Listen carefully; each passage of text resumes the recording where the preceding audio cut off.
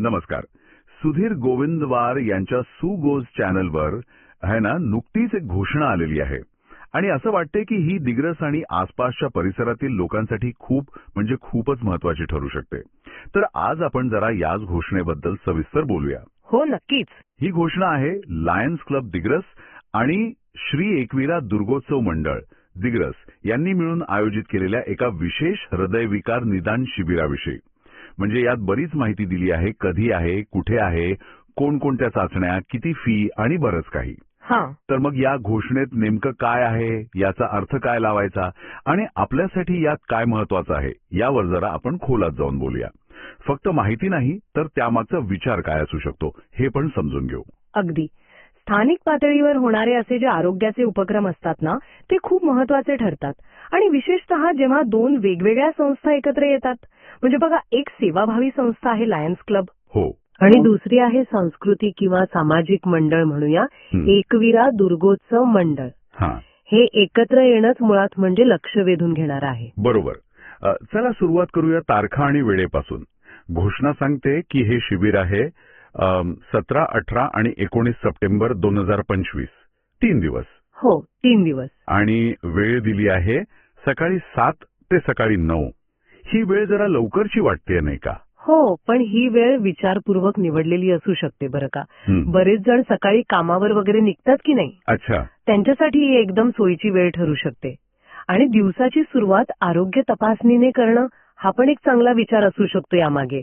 शिवाय काही रक्त चाचण्यांसाठी म्हणजे उपाशीपोटी असणं लागतं ना. हो, बरोबर. त्यासाठी सकाळची वेळ एकदम योग्य. आणि आयोजक पुन्हा एकदा लक्षात घेऊया, लायन्स क्लब दिग्रस आणि श्री एकविरा दुर्गोत्सव मंडळ या दोन संस्था एकत्र आल्या आहेत. याबद्दल काय वाटतं? म्हणजे हे कसं बघता येईल?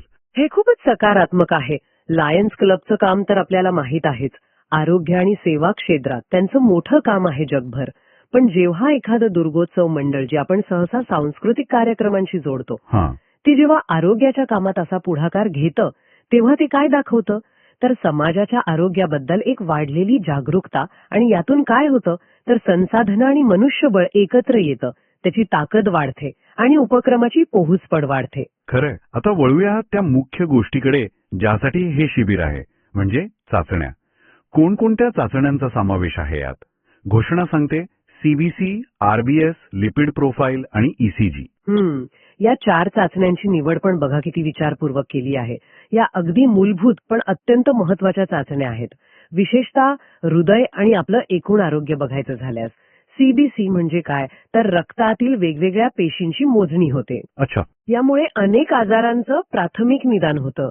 आरबीएस म्हणजे रक्तातील साखर तपासणी, जी मधुमेहाचा धोका सांगते. आणि मधुमेह हा हृदयविकारासाठी एक मोठा धोका असतो. आणि लिपिड प्रोफाईल म्हणजे? लिपिड प्रोफाईल म्हणजे रक्तातील चरबी, म्हणजे आपलं कोलेस्ट्रॉल आणि ट्रायग्लिसराईड्सची पातळी तपासली जाते. आपल्याला माहिती आहे, वाढलेलं कोलेस्ट्रॉल रक्तवाहिन्यांमध्ये अडथळे आणू शकतं. हो. त्यामुळे हृदयविकाराचा धोका वाढतो. आणि ईसीजी म्हणजे हृदयाच्या विद्युत कार्याचा आलेख, म्हणजे हृदयाचे ठोके कसे चालले आहेत, नियमित आहेत की नाही, हृदयाला रक्तपुरवठा कमी होतोय का, अशा गोष्टींचा अंदाज येतो. म्हणजे या 4 चाचण्या जर एकत्र केल्या तर हृदयाच्या आरोग्याबद्दल एक प्राथमिक का होईना पण बऱ्यापैकी स्पष्ट कल्पना येऊ शकते. अगदी बरोबर. यांना आपण स्क्रीनिंग टेस्ट म्हणू शकतो. म्हणजे या 100% निदान नाही करत कदाचित, पण संभाव्य धोका ओळखायला आणि पुढे तपासणीची गरज आहे की नाही हे ठरवायला खूप उपयुक्त आहेत. आणि इथेच या शिबिराचं खरं महत्व आहे, ते म्हणजे या चाचण्या किती शुल्कात आहेत हे. हो, हा मुद्दा खरंच खूप महत्वाचा आहे. घोषणा सांगते की या सगळ्या चाचण्या मापक शुल्कात म्हणजे फक्त 200 रुपयांमध्ये केल्या जाणार आहेत. आजकाल मला वाटतं एका साध्या चाचणीचा खर्चही यापेक्षा जास्त असतो. इतक्या कमी पैशात ह्या 4 महत्वाच्या चाचण्या, हे खरंच म्हणजे आश्चर्यकारक वाटू शकतं. साधारणपणे या 4 चाचण्या बाहेर करायला गेल्या तर काही हजार रुपये खर्च येऊ शकतो सहज. त्यामुळे 200 रुपये शुल्क हे जवळपास नाहीच म्हटल्यासारखं आहे. याचा थेट फायदा कोणाला होईल तर समाजातील त्या घटकांना जे आर्थिक अडचणींमुळे नियमित आरोग्य तपासणी करू शकत नाहीत. हे केवळ मापक शुल्क नाहीये, तर आरोग्य सेवा सगळ्यांपर्यंत पोहोचावी त्या दिशेने एक मोठं पाऊल आहे असं मला वाटतं. यामागे नक्कीच काहीतरी अनुदानित व्यवस्था किंवा देणगीदारांचा सहभाग असणार. हे शक्य आहे. अगदी. मग या संधीचा लाभ घ्यायचा असेल तर काय करायचं आहे? घोषणेमध्ये टोकन पद्धतीचा उल्लेख केला आहे. हो, म्हणजे इच्छुक आणि गरजू रुग्णांनी आधी टोकन घ्यायचं आहे. आणि टोकनसाठी 4 ठिकाणं पण दिली आहेत.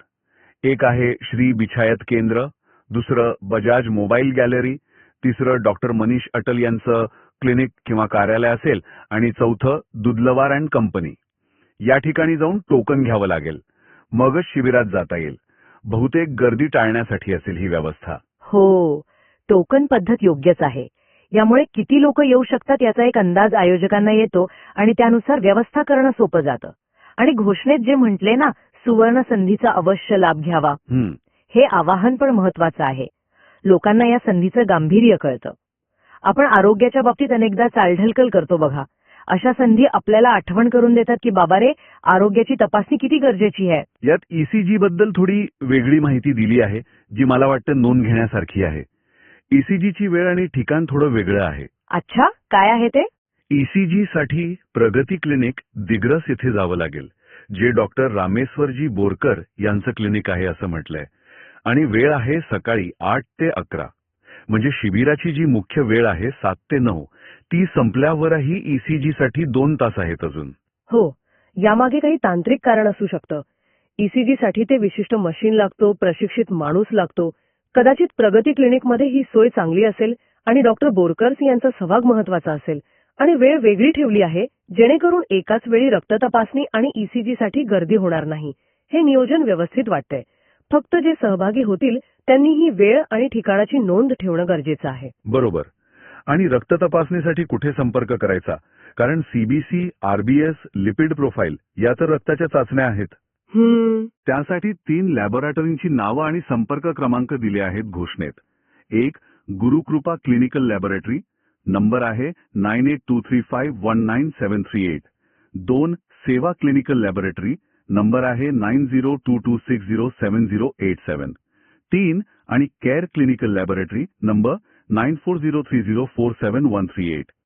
याचा अर्थ असा होतो का की टोकन घेतल्यानंतर रक्त नमुना द्यायला यापैकी कुठल्या तरी लॅबमध्ये जावं लागेल? बहुधा तसंच असेल किंवा असंही असू शकतं की शिबिराच्या ठिकाणी रक्त नमुने गोळा करून या लॅबमध्ये तपासणीसाठी पाठवण्याची व्यवस्था असेल. संपर्क क्रमांक दिले आहेत ना, त्यामुळे मला वाटतं इच्छुक व्यक्ती अधिक माहितीसाठी थेट फोन करून विचारू शकतात. संपर्क क्रमांक देणं हे म्हणजे पारदर्शकेसाठी चांगलं आहे. लोकांना थेट संपर्क साधता येतो. आतापर्यंत आपण बघितलं शिबिराच्या तारखा, वेळ, कोण आयोजित करत आहे, कोणत्या चाचण्या आहेत, किती कमी शुल्क आहे, टोकन कसं घ्यायचं, ईसीजी आणि रक्त तपासणीची ठिकाणं. पण या घोषणेत अजून एक खूप महत्वाचा भाग आहे, जो या शिबिराला फक्त एक तपासणी कॅम्प न ठेवता काहीतरी अधिक देतो असं वाटतं. काय आहे ते? घोषणेत म्हटलंय की आवश्यक असल्यास गरजू रुग्णांना हृदयरोग तज्ज्ञ डॉक्टर यांचा सल्ला व मार्गदर्शन दिनांक 21 सप्टेंबर 2025 ला करण्यात येईल. आणि त्या तज्ज्ञ डॉक्टरचं नाव पण दिलं आहे. डॉक्टर आदित्य बजाज, पुसद येथील आहेत ते. आणि त्यांची पदवी पण दिली आहे. MD, DNB कार्डिओलॉजी, इंटरव्हेन्शनल कार्डिओलॉजिस्ट आहेत ते. अरे वा, हे तर या उपक्रमाचं सगळ्यात महत्वाचं वैशिष्ट्य म्हणायला हवं. अनेकदा काय होतं, आरोग्य शिबिरांमध्ये तपासण्या होतात, रिपोर्ट मिळतात, पण पुढे काय करायचं याबद्दल काही मार्गदर्शन मिळत नाही. इथे मात्र एक स्पष्ट पुढचा टप्पा दिला आहे.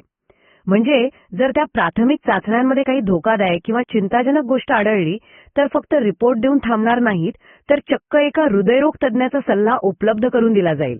आणि डॉक्टर बजाज हे इंटरव्हेन्शन कार्डिओलॉजिस्ट आहेत.